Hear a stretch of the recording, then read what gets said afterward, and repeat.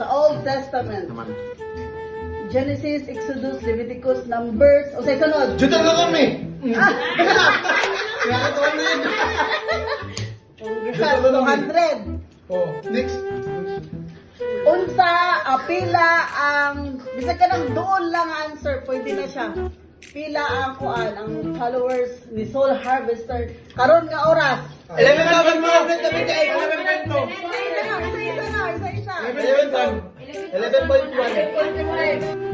11,182. Yes, kami. Okay, what is prayer?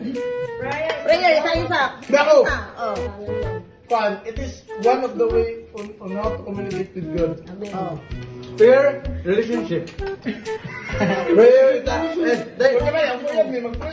prayer is a way Isa-isa. to express your gratitude towards our God. Oh, ikaw, Jade. Pwede mo siguro ng Bisaya. Jade, God, nakabula mo English yun. ikaw yan. Ay, one. Maria may answer din. Paliwan na yan. Ayun po. Kaya na question God. Ikaw, si prayer. Direct prayer to God.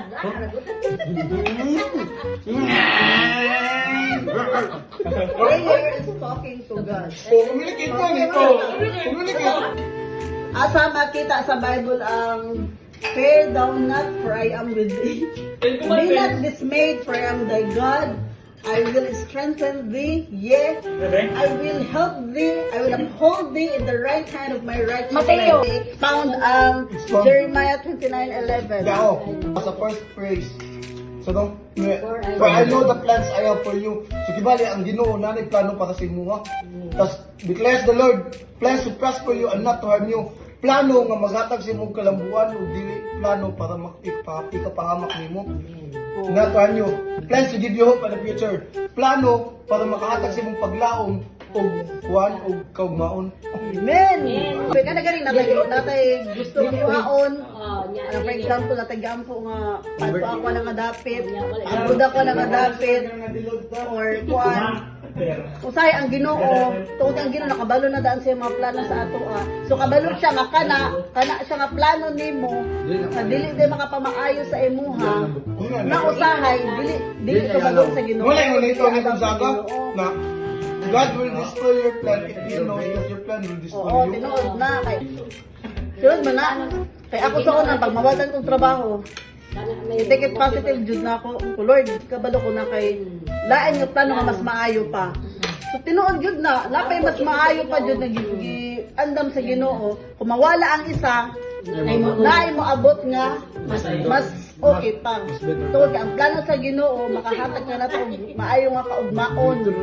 Amen. 200 mo isa-isa. Maghatag mo og isa ka verse.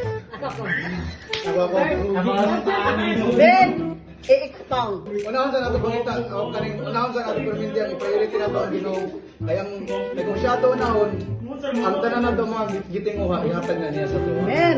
Tumuro man na dito. Oh, si Liam. Dili. Okay. One. Versikulo ko lang po. Joshua 1:9. Oh, Have I not commanded you? Be be strong strong. and courageous. Do not be frightened and dismayed. Expound. The Lord your God is with you. Pansa ka ng verse para sa mga tao nga nag-worry. Okay. Kung saan Dili daw kung worry ba?